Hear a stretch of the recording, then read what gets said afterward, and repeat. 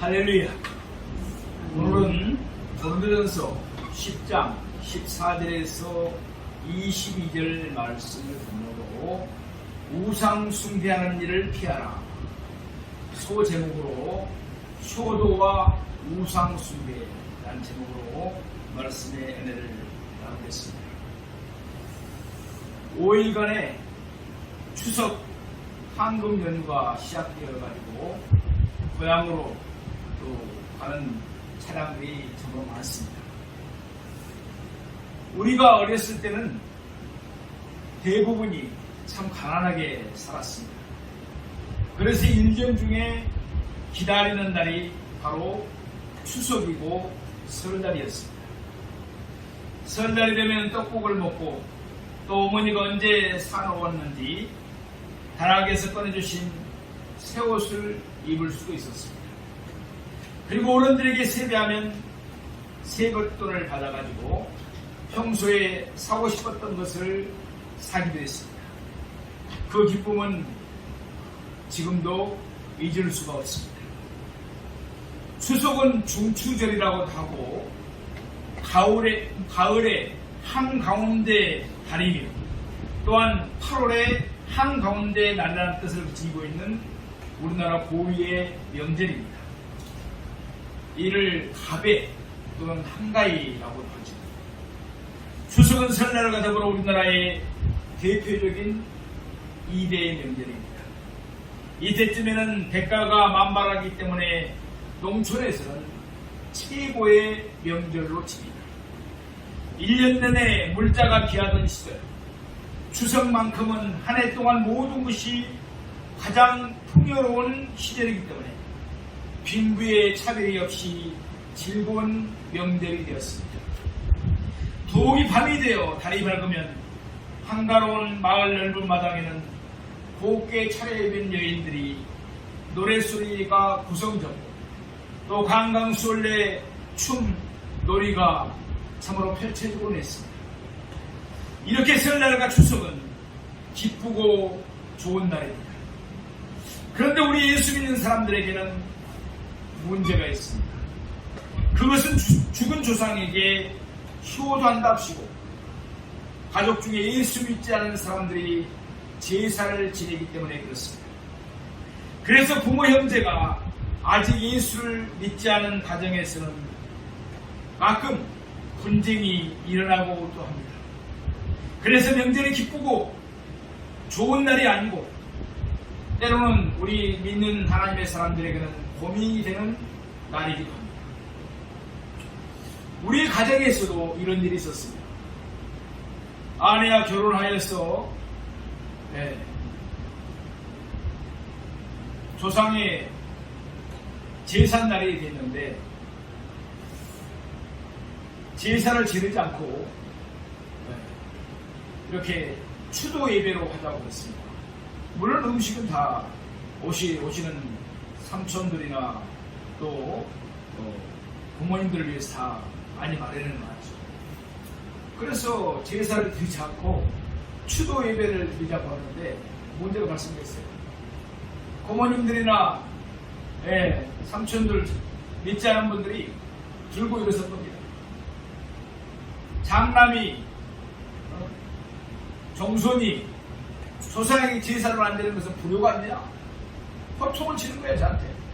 특별히 또 이제 새로 저희 집에 이제 가문에 온 저희 아내에게한테 네가 예수 믿어서 그런다. 그래서 번용을 치는 적이 있습니다. 네. 죽은 조상에게 제사 드리는 것은 문제가 참 많습니다. 왜냐하면 이것이 효도가 되지 않기 때문에 그렇습니다. 효도가 될 일이라면 당연히 하나님께서 죽은 조상에게 제사를 같이 떠보시겠죠. 성경에 보면 부모에게 효도하는 것은 하나님의 계명이요 명령인 줄로 믿습니다. 10계명을 보면 1계명에서 4계명은 하나님을 이렇게 섬기라는 것입니다. 또 5계명에서 10계명은 이웃을 이렇게 섬기라는 것입니다. 그러니까 1계명부터 4계명은 하나님 사랑, 5계명부터 10계명까지는 이웃 사랑입니다. 그 중에 첫 번째 계명, 즉 5계명은 부모를 공경하라는 것입니다. 우리가 이 세상에 살면서 지켜야 할 첫 번째가 부모를 공경하는 것이라고 성경은 말씀하고 있습니다. 그래서 에베소서 6장 1절 3절에 보면 자녀들아 주 안에서 너희 부모에게 순종하라. 이것이 옳으니라. 내 아버지와 어머니를 공경하라. 이것은 약속이 있는 첫 계명이니 이로써 내가 잘되고 땅에서 장수하리라고 했습니다. 그러니까 내 부모를 공경하면 내가 이 땅에서 잘되고 형통하고 건강하게 장수하게 되겠다는 것입니다. 아멘. 성경에는 우리가 효도하는 방법을 또 자세히 말씀하고 있습니다. 잠언서 23장 22절에 보면은 너를 낳은 아비에게 청종하고 내 늙은 어미를 정히 여기지 말지니라. 또 25절에는 내 부모를 즐겁게 하며 너를 낳은 어미를 기쁘게 하라 라고 말씀하고 있습니다. 성경에는 효도가 부모님을 즐겁고 기쁘시게 해드리는 것이라고 구체적으로 가르치고 있습니다. 잠언서 11장 25절에는 미련한 아들은 그 아비의 근심이 되고 그 어미의 고통이 되느니라 라고 했습니다. 부모에게 항상 근심거리가 되는 자녀들, 부모의 마음을 아프게 하고 고통을 주는 자녀들은 아주 미련한 불효자식이라는 뜻입니다. 또 21절에 미련한 자를 낳는 자는 근심을 당하나니 미련한 자의 아비는 낙이 없느니라 라고 했습니다. 부모의 속을 썩이고 어리석게 가는 미련한 자식을 둔 부모는 낙이 없다고 말씀합니다. 얼마나 불행한 일입니까? 잠언서 30장 17절에 보면 아비를 조롱하며 어미 순종하기를 싫어하는 자의 눈은 골짜기에 까마귀에게 쪼이고 독수리 새끼에게 먹히리라. 이것은 저주받은 것을 말합니다. 불효자식은 죽은 후에 시신을 치워줄 사람이 없어서 독수리 까마귀에 먹혀 저주를 받는 자는 말씀인 것입니다. 출애굽기 21장 15절에는 자기 아버지나 어머니를 치는 자는 반드시 죽일지니라 라고 했습니다. 또 17절에는 자기 아버지나 어머니를 저주하는 자는 반드시 죽일지니라 라고 했습니다. 참으로 이 시대가 병이 들었죠. 자식들이 부모를 죽입니다. 안타까운 일이 아닐 수가 없습니다. 참으로 큰 문제인 것입니다.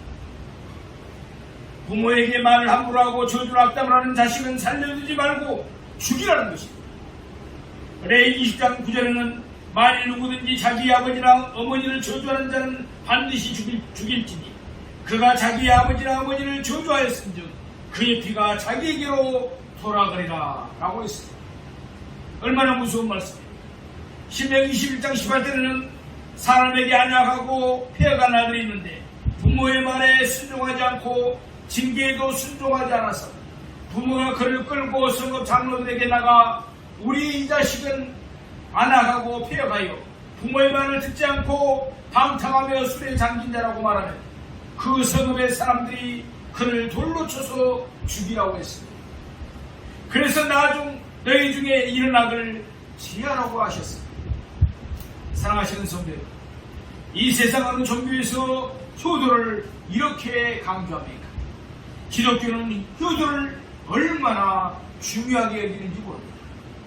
효도하는 것을 반대하는 것이 아니라 다만 죽은 조상에게 제사하는 것이 효도가 되지 않기 때문에 제사를 반대하는 것입니다. 그것이 참 효도라면 하나님께서 날마다 제사 지내라고 그러시겠죠. 우리는 이것을 알아야 합니다. 어떤 부자가 있는데 늙은 어머니가 안타깝게 중풍으로 쓰러지더니 치매에 걸리고 말았습니다. 그래서 이 어머니가 대소변을 못 가려서 집에 오물 냄새가 진동하게 되자 그 부자는 집에서 멀리 떨어져 있는 오두막에 어머니를 모셨습니다. 그리고 일하는 사람들이 밥만 가져다 주게 했습니다. 그 어머니가 치매에 걸렸어도 정신이 들 때가 있는데 자식들과 손자들을 볼 수가 없고 또 만날 사람들 없으니 얼마나 애롭고 고독했겠습니까? 마치 생사람을 고문시키는 것과 같지 않았겠습니까? 이렇게 독방에 가두는 것은 감옥에서도 아낄 죄수에게다 하는 것입니다. 그래서 나중에는 굶어서인지 병들어 그랬는지 어머니가 돌아가시자 이 부자는 돼지도 잡고 소도 잡아서 어마어마한 규모로 장례식을 치렀습니다. 그때 장례식에 온 동네 잔치가 벌어진 것입니다. 그러니 동네 사람들이 우리 동네에 큰 효자가 났다고 하는 것이었습니다. 그러나 성경적으로 보면 이 사람은 반드시 죽여야 할 사람입니다. 이런 문화는 얼마나 잘못되고 비뚤어진 양심입니다. 살아계실 때는 아무렇게나 하고 돌아가신 후에 제사를 잘 지내면 되는 것입니까? 우리나라의 이런 문화는 유교 문화는 잘못된 것입니다. 그것은 효도가 아닙니다. 효도는 살아계실 때 잘해야 하는 것입니다. 사랑하시는 여러분, 죽은 조상들에게 제사상을 잘 차렸다고 조상님이 잘 잡수실까요? 또 죽은 조상에게 절을 한다는들 그분이 압니까? 모르죠. 어느 목사님의 간증입니다. 목사님은 예수 믿은 후에 제사 자리에 가지도 않고 절도 하지 않았습니다. 그러자 목사님의 할머님이 너는 내가 죽어도 절을 안 하겠구나 하시면서 크게 야단을 치시며 섭섭해하셨습니다. 이놈아, 너는 나 죽고 나서도 나한테 절하지 않겠구나 하면서 할머니가 섭섭해하면서 야단을 치더라는 것입니다. 그래서 목사님이 할머니에게 조용하게 말씀드렸습니다. 할머니, 돌아가신 분에게 절하면 알아요, 몰라요? 할머니는 이놈아, 죽었는데 어떻게 알아? 그러더라는 것입니다. 그래서 목사님은 그러니까 제가 절을 하지 않는 거예요. 살아계신 분께 절을 해야지 돌아가신 분에게 절을 100번 하건 1000번 하건 어떻게 합니까? 저는 할머니가 돌아가셔도 절 안 할 것입니다. 할머니 살아계실 때 미리 할 거예요. 하면서 매일 아침 학교 가기 전에 할머니께 문안 인사를 드리고 절을 했다고 해요. 몇 달을 그렇게 하자 할머니께서 그만하라고 하시면서 나도 이제 예수 믿겠다, 할렐루야 라고 하시며 그 후로 예수님을 잘 믿다가 천국에 가셨다고 합니다. 사랑하시는 여러분, 모세가 죽었을 때 하나님께서 그 시체를 왜 없어지게 하셨을까요? 모세는 이스라엘 민족을 애굽에서 이끌어낸 신과 같은 존재였습니다. 만약에 모세의 시체를 장사하지 했다면 무덤을 어마어마하게 지어서 요란하게 했을 것이고 또 그 앞에 제사를 지내고 절을 했을 것입니다. 모세가 우상이 되어버렸을 것입니다. 그래서 하나님께서 시체를 없어지게 한 것입니다. 제사는 살아계신 하나님께만 해야 될 줄로 믿습니다. 제사는 누구에게라도 지내면 안 되는 것입니다.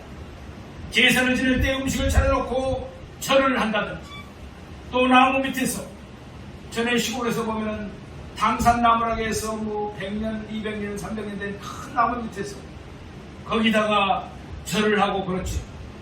또 우상을 만들어 놓고 절을 한다든지 하는 것은 모두 다 스스로 속이는 것입니다.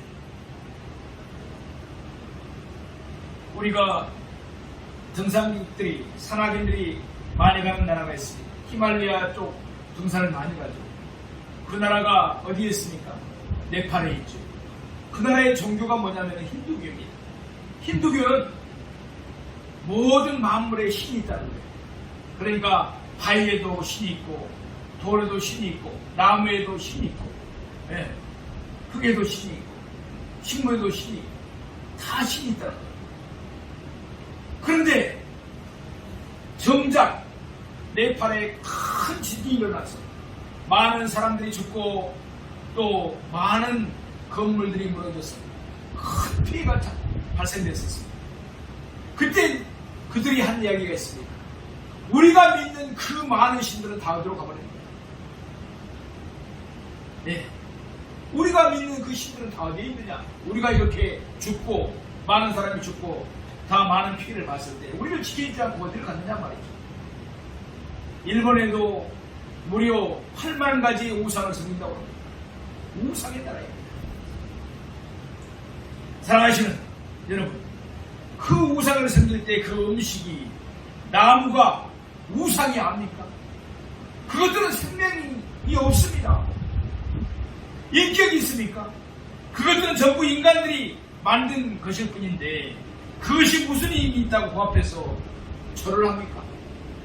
또 예수를 안 믿는 사람들은 회사를 새로 설립했다든지 또는 자동차를 새로 샀다든지 뭐 집을 새로 마련했을 때 뭘 갖다 놓고 제사를 드립니까? 돼지머리 갖다 놓고 제사를 드립니다.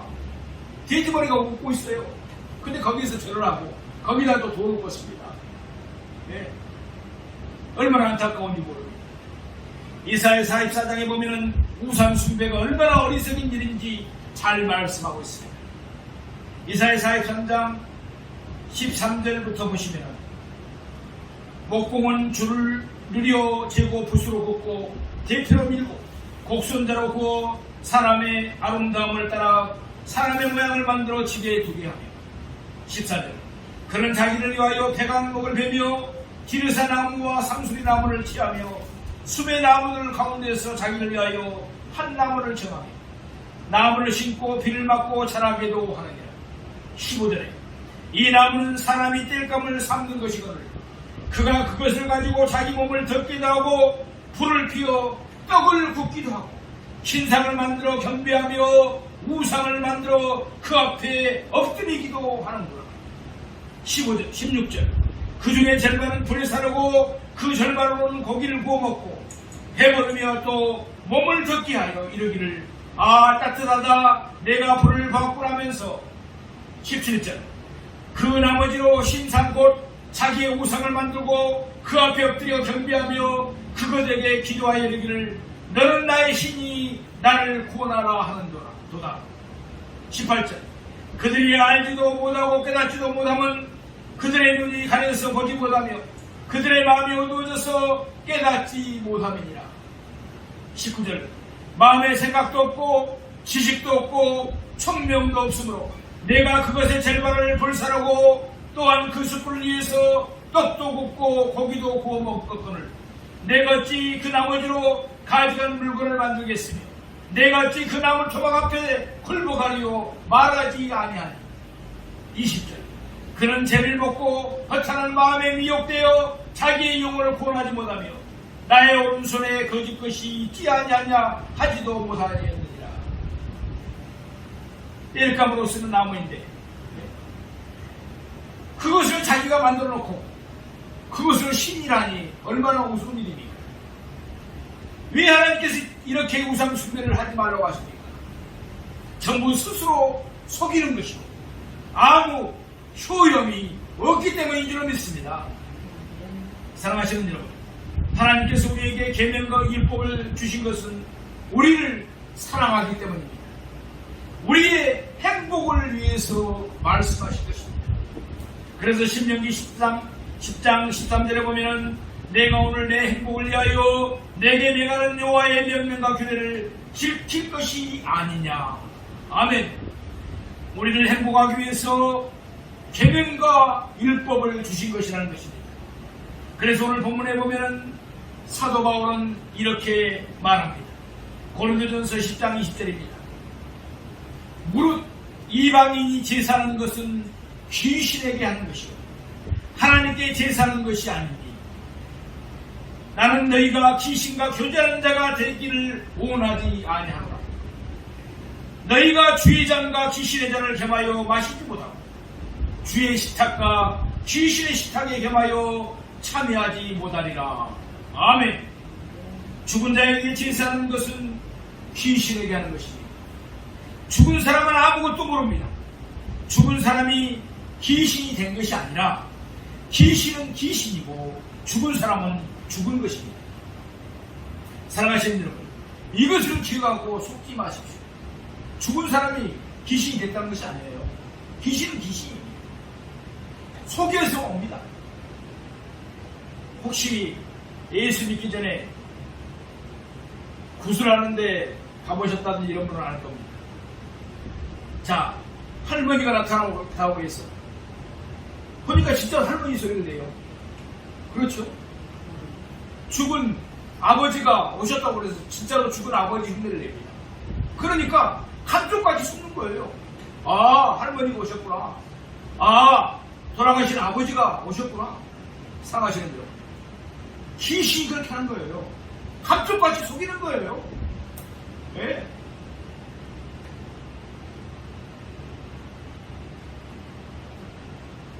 사랑하시는 여러분, 이것을 기억하고 속지 마십시오.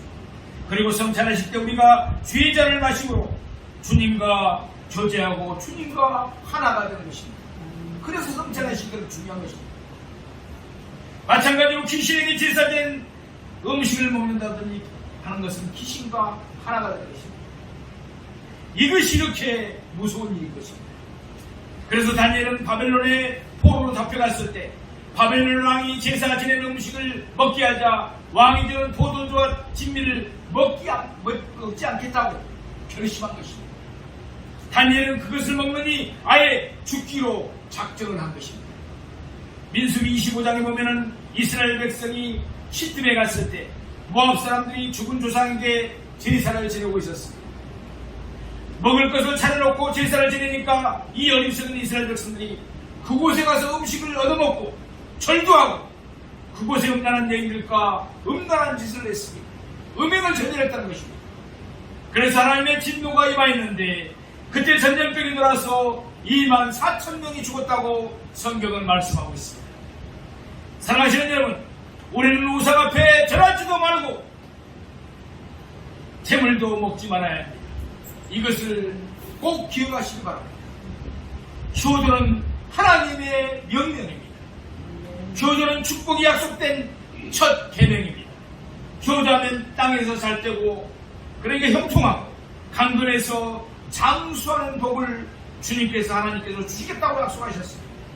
그러나 죽은 조상에게 절하는 것은 효도가 아니라 우상을 숭배하는 것입니다.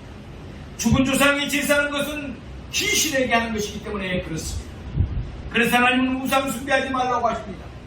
이것은 하나님 우리를 사랑하기 때문에 우리의 행복을 위해서 이렇게 말씀하신 것인 줄로 믿습니다. 그러므로 효도는 부모가 살아계실 때 잘해야 합니다. 돌아가신 분에게 효도하라고 하지 마십시오. 가나안 농문학교의 김평일 장로님은 효도 10계명이라는 것을 말씀하셨습니다. 제1계명은 부모님이 신앙을 갖게 해드리는 것입니다. 예수 믿고 구원받아 천국 가게 해드리는 것, 이것처럼 큰 효도가 없는 줄로 믿습니다. 또 효도 2계명은 대답을 잘하고 말씀을 잘 들어드리는 것입니다. 그렇죠. 연세가 많으신 분들은 지난 과거 이야기 많이 합니다. 지나간 일들 많이 하죠. 귀가 잘 들리지 않으니까 하신 말씀 또 하고 그런 경우도 많습니다. 그러나 말씀을 잘 들어드려서 하고 싶은 말씀을 다 해드리게 하라는 것입니다. 같은 말씀을 여러 번 해도 처음 듣는 것처럼 들어드리면 너무너무나 행복해 하십니다. 제 계명은 언제나 표정을 밝게 하라는 것입니다. 특히 하나님을 믿는 사람들은 표정이 밝아야 됩니다. 모세처럼 얼굴에 빛이 나지는 않더라도 얼굴 표정이 밝아야 됩니다. 교회 다니는 사람들이 비 맞은 얼굴로 쭉 이렇게 고개 숙이고 다닙니다. 이건 하나님의 영광이 되지 않습니다. 성령 받은 성령 세례 받고 성령 충만한 사람들은 얼굴 빛이 다 밝게 되어 있습니다. 어른 앞에서 표정이 어두우면 어른들이 걱정하잖아요. 부모님이 걱정하죠. 표정을 밝게 해서 마음을 편하게 해드리라는 것입니다. 내 계명은 궁금증을 풀어드리라는 것입니다. 5번째 계명은 용돈을 넉넉히 드리라는 것입니다. 돈이 있어야 손자들에게 용돈도 주고 또 설날이면 세뱃돈도 주고 추석날이면 용돈도 줄 수 있기 때문에 그렇습니다. 6계명은 향토적인 음식을 해드리라는 것입니다. 우리의 고유 음식, 이것을 해드리라는 것입니다. 또 7계명은 예물을 아름답게 꾸며드리라는 것입니다. 연세가 드실수록 예물을 아름답게 꾸며드려야 됩니다. 그래야만이 추하지 않기 때문에 그렇습니다. 노인일수록 옷도 예쁜 색으로 해드리고 파마도 해드리고 향수도 뿌려드리라는 것입니다. 할아버지들이 빨간 넥타이를 하시고 향수 냄새도 나고 멋지게 해서 돌아다니시면 자녀들이 얼마나 영광스럽겠습니까? 하나님은 우리 마음의 중심을 보는데 사람의 의무를 봅니다. 8계명은 일거리를 찾아드리는 것이고 9계명은 친구를 자주 만나게 해드리는 것입니다. 노인들이 친구분을 만나면 얼마나 즐거워하시는지 모릅니다. 10계명은 등을 자주 긁어드리고 손톱 발톱을 깎아드리라는 것입니다.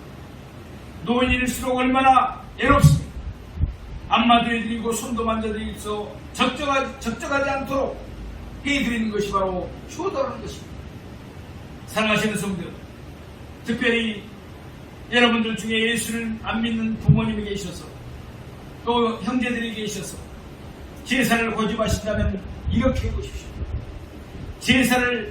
제사 하루 이틀 전에 제사 음식 재료를 준비하시든지 아니면 요즘은 시중에도 파니까 사서 제사 지낼 모든 음식을 잔뜩 만들어 드리십시오. 2, 3일 전에. 그리고 노인들은 잡수시는 대로 건강해지시니까 노인들이 살이 빠져서 뼈만 남지 않도록 해드려야 합니다. 그러니까 잘 드시는 간식, 사탕이나 견과류 같은 것들을 항상 냉장고에 가득 채워주십시오. 그러면 손자, 손녀들이 그것을 먹을 재미로 자꾸 찾아가게 되고 애롭지 않게 됩니다. 그리고 용돈도 넉넉히 드리고 큰절을 하고 나오면 예수 믿는 우리 아들, 딸이 며느리가 최고라고 생각하시고 제사를 안 지내도 별로 기분 나빠하시지 않으실 것입니다. 그리고 추도 예배를 드려서 하나님 앞에 감사하고 우리 조상들 중에는 이렇게 훌륭한 분이 계셨고 우리에게 이런 유언도 남기셨다는 것을 우리 아이들에게 알려주셔야 됩니다. 그러면 우리 아이들이 함부로 행동하지 않고 반듯하게 예수 잘 믿고 살아가게 될 줄로 믿습니다. 하나님 나라 땅 시대에 큰 쓰임받는 일꾼들이 될 줄로 믿습니다. 반듯하게 자라면 함부로 행동하지 않게 됩니다. 그러면 얼마나 축복입니까? 장성에서도 부모에게 효도하게 되어 있습니다. 그래서 이번 추석이나 설날은 고민이 되는 날이 아니라 기적이 일어나는 날이 되고 예수 믿게 되는 전도의 날이 되어서 하나님께 영광을 돌리는 우리 모두가 되기를 주님의 이름으로 축원드립니다.